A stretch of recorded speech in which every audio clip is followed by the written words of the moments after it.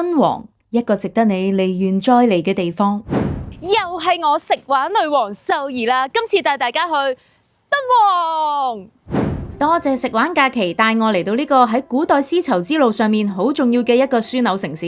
哇，好開心啊！我終於嚟到敦煌嘅鳴沙山月牙泉啦！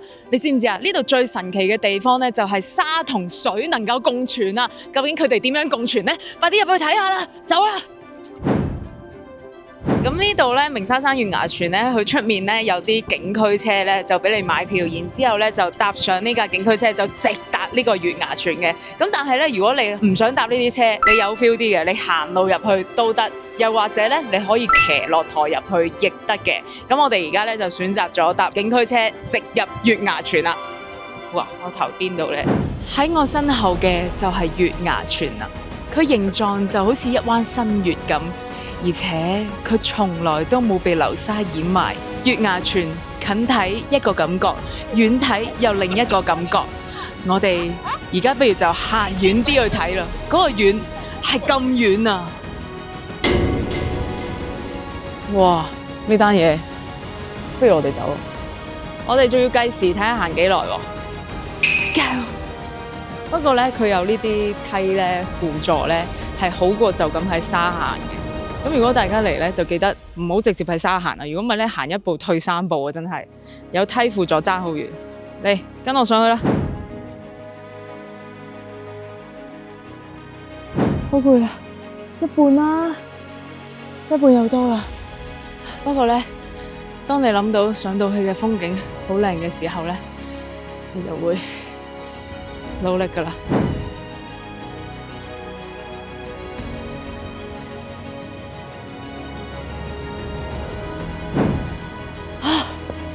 而家係55分，都好快啊！我用咗12分鐘上到嚟，去唞陣先，拜拜。嚟呢度你可以騎駱駝啦、滑沙啦，又或者係望下呢個沙漠咁壯麗嘅景觀啊，仲有可以親身咁樣見到沙同水共存呢個奇蹟啊！喺絲綢之路上面絕對唔可以錯過嘅一站啊！呢座山咧係由流沙堆積而成嘅，長約40公里左右啊！你知唔知啊？最令人驚奇嘅咧，就係當你喺山上面滑落去嗰陣咧，係會聽到巨響嘅，所以呢度叫做鳴沙山。我而家就喺度滑落去，聽下有冇巨響先。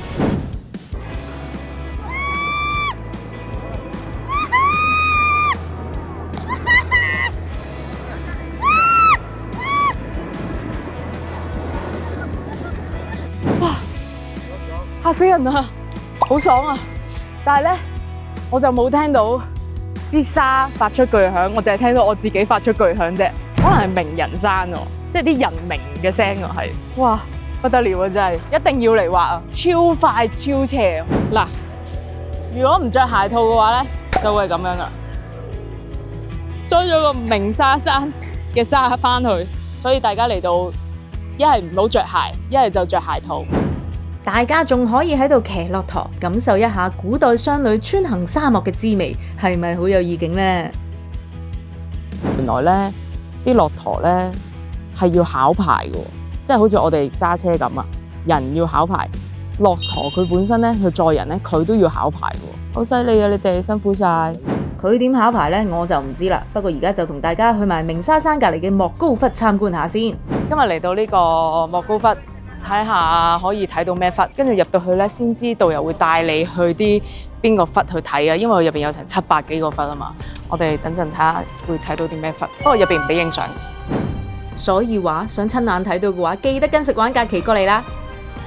嗱，莫高窟咧係絲綢之路上面咧好大嘅一個佛教寶庫啦，而且咧佢已經有1600幾年歷史噶啦。莫高窟咧嘅規模好大噶，總共有735個洞窟啦，而且咧有4.5萬平方米嘅壁畫，再加埋2400幾尊嘅彩塑，係現全世界上規模最大、內容最豐富嘅佛教藝術聖地啊！公元366年咧，有一個叫樂尊嘅僧人咧經過呢度啊，然之後見到山上面咧好似金光閃閃發晒光咁樣啦，就覺得呢度係聖地，於是咧就喺呢度開鑿咗第一個石窟啦。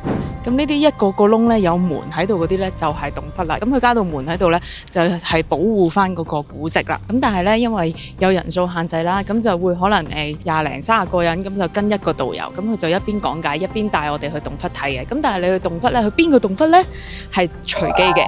開盲盒咁啊！我哋咧入到嚟咧，導遊會派過呢啲耳機俾我哋，咁我哋咧就一路跟住導遊聽住佢講嘅講解，因為入到每一個洞窟咧係完全唔知咩嚟，唔知有咩故事嘅，所以咁樣就清楚好多。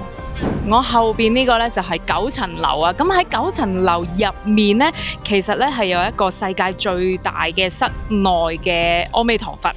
咁佢點解要起呢個9層樓呢？其實個初衷呢係為咗保護呢一座佛像啊，好誇張！頭先我哋入咗去睇呢，係真係我哋一行入去呢，係企喺佛陀嘅腳底下嗰個感覺咯。嗱，頭先咧我哋就入咗7至8個洞窟啦，咁入邊有見到佛陀嘅像，有觀音嘅像，跟住見到一啲俾日光照到啊嘅地方咧，已經有好多甩色嘅現象。咁喺背光嘅地方咧，你就會見到咧啲顏料咧都仲係保存得好好咯。咁其實都明白到佢哋點解可能入邊洞窟入邊唔俾影相啊，要 keep 住入完人之後就閂門。即係唔好成日俾光照到啊！就係想好好保存翻古蹟，然之後又可以俾世人之後慢慢再參觀，可以見證到千幾年前嘅信徒同工匠對佛教嘅虔誠同手藝都真係幾難忘。最後私心推介嗰度嘅香腸，好好食。嚟到敦煌嘅第3日，除咗天氣好乾燥之外咧，再領悟到一樣嘢嘅，就係記得注意防曬。嚟到絲綢之路，點可以唔提陽關呢？我哋經過1個陽關、2個陽關、3個陽關，再騎埋馬仔闖關，終於我哋都仲未到真正嘅陽關。嗨，哇，見到啦，架航拍機，不如幫我沙奶吧。好，謝謝。嚇死我啦！不過好乖啊嘛，好犀利。我哋都喺一個好靚嘅景度影到相，開心。好，咁我哋而家要去陽關啦，真正嘅陽關 ，Go！ 春風不到玉門關，西出陽關無故人。呢度就係剩翻落嚟嘅位置，陽關風水啦。陽關同玉門關咧喺絲綢之路上面都係2大重要嘅關口，一個就喺北面，一個就喺南面。嗱，我哋身處呢度呢一大片地方呢，都係呢個陽關嘅位置嚟噶。咁但係呢，好可惜嘅係，剩翻落嚟嘅呢，就剩得我身後呢個烽火台。睇完陽關，點可以唔睇埋玉門關呢？我哋而家就通過呢條陽關大道行去玉門關。講笑啫，跟團噶嘛，梗係坐旅遊巴啦。玉門關喺敦煌嘅西北面，咁同陽關一樣呢，佢都係漢代絲路嘅重要關口嚟嘅。行北道出去西域呢，就要經過呢度啦。而唐人嘅詩句「春風不到玉門關」就係講緊佢啦。而呢座亦都係玉門關其中一座遺址。喺旅遊巴休息陣，我哋就翻到嚟敦煌市中心啦。嚟到敦煌呢，一定要隨身攜帶一啲 hand cream 啊，又或者你平時用開嘅護膚品啊嗰啲。喺呢度我第一次咁乾啊！你知唔知有幾乾啊？乾到連佢哋嘅巴士站都要整部水機喺度啊！幾黐線！即係乾到隨時，喉嚨好乾啊！跟住就喺巴士站等巴士嘅時候飲杯水咁樣。喺敦煌呢度，你可以把握住日光時間玩好耐，因為呢度咧成8點先至天黑㗎。咁天黑之後去邊呢？就一定要去呢個敦煌沙洲夜市啊！呢個沙洲夜市咧又開到好夜㗎喎，你又可以玩到好晏㗎咯。我哋真係要衝入去掃街，Go！嗱，呢個夜市咧，其實除咗有好多食物之外啦，仲有好多文創嘅手作咧，可以喺度買到嘅首飾啊，跟住同埋呢度好多嘅駱駝公仔。急小便去邊啊？衛生間，呢個衛生間要600萬去起喎，跟住同埋佢仲有一個好勁嘅名。敦煌淨界，你想靜心嘅時候就入去呢個敦煌淨界度靜一靜啦。嗱，第2層咧，你唔好以為佢係嗰啲卡拉 OK 啊或者啲乜嘢地方啊，第2層都係洗手間嚟噶。跟住去洗手間出面有啲休憩區，好 feel 喎上面，你要唔要上去坐下？喺正界擺低完啲嘢，係時候擺翻啲嘢落肚啦。食個串燒先。好香啊！真係，你哋睇下佢哋真係好用心去燒，燒到成隻手都黃色。哦、thank you。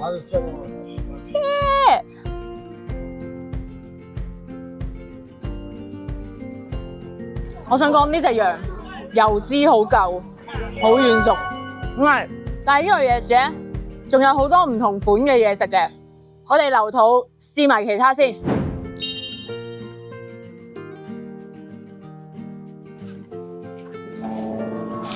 謝謝。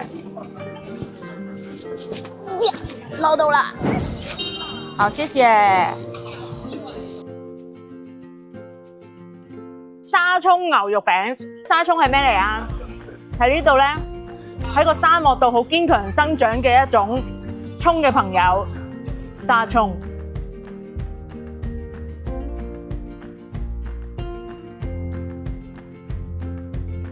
好脆啊個餅，佢嗰個沙葱咧係咧醃咗嗰啲嚟㗎。佢哋呢度啲麵皮都係偏向煙韌嘅，你食到嚼口啊！好中意佢個麵皮。有嘢食點可以冇嘢飲咧？我哋飲呢度最出名嘅杏皮茶。佢其實咧係用杏乾啦、紅棗啦同埋咩話？佢其實咧係用咗杏乾啦、山楂同埋紅棗咧整出嚟嘅杏皮茶，試下先。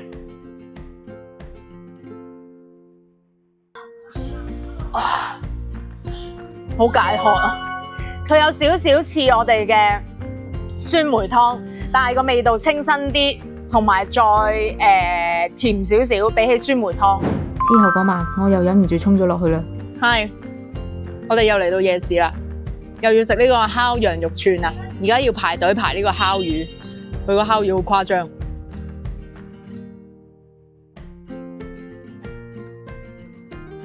好有鑊氣啊！鐵板上係唔同啲啊，啱啱好，一啲都唔會鞋，唔會韌。快啲食，快啲趁熱食。呢個係頭先我喺等烤羊肉串嘅時候，見到隔離有烤羊包，於是又唔使等喎，於是我就買埋啦，試下先。喂，我低估咗呢個烤羊包喎，我以為佢會好乾嘅喎，但原來入邊勁濕潤喎。我想講呢個夜市啲質素都真係幾高下喎，所以大家如果嚟敦煌咧，一定要嚟沙洲夜市行下。食完啦，咁點啊？再食啦！呢個咧，其實我哋咧尋日嚟嘅時候咧食過噶羊肉炒飯，呢個我未試過，都係佢哋叫做罐子肉啊。咁佢其實係一個羊肉湯咁樣嘅物體，咁就試下先，佢即刻滾㗎，等咗好耐啊。跟住呢個古樹桑葉係一個桑葉，佢哋好似天婦羅咁樣炸咗佢，再加少少辣粉。我想試下咩味，嚟啦，開餐啦！個飯一樣都係冇味。佢啲羊味咧入晒落啲飯度，啲飯咧又有咬口一粒粒，唔會太軟太爛。呢度啲羊真係黐線㗎，一咬就開，見唔見到啊？羊騷味又少，但係又有羊嘅香味，同埋推薦大家一定要嚟食呢個炒飯，好好食。桑葉試下先，佢就脆到好似薯片咁。然之後再加咗少少辣嘅調味粉，但係完全唔知桑葉係咩味，唔記得咗飲個湯添，好熱啊！因為佢完完全全係羊嘅香味，再加一啲好似落咗好多胡椒粉嘅味道，即係好似我哋食嘅胡椒豬肚湯，但係變咗唔係豬肚，變咗羊嘅香味，啲臊味都冇。喂，呢個正喎，勁暖胃喎應該。今次食玩假期呢個團真係好充實。總結嚟講，敦煌唔單止有驚人嘅自然景觀，仲有深厚嘅文化底蘊。希望大家喺呢度都玩得開心，帶走滿滿嘅回憶同感動。多謝大家，唔好走住啊，仲有 Part 2㗎。不過最緊要嘅係訂閱我、讚好我、留言俾我同埋分享俾佢。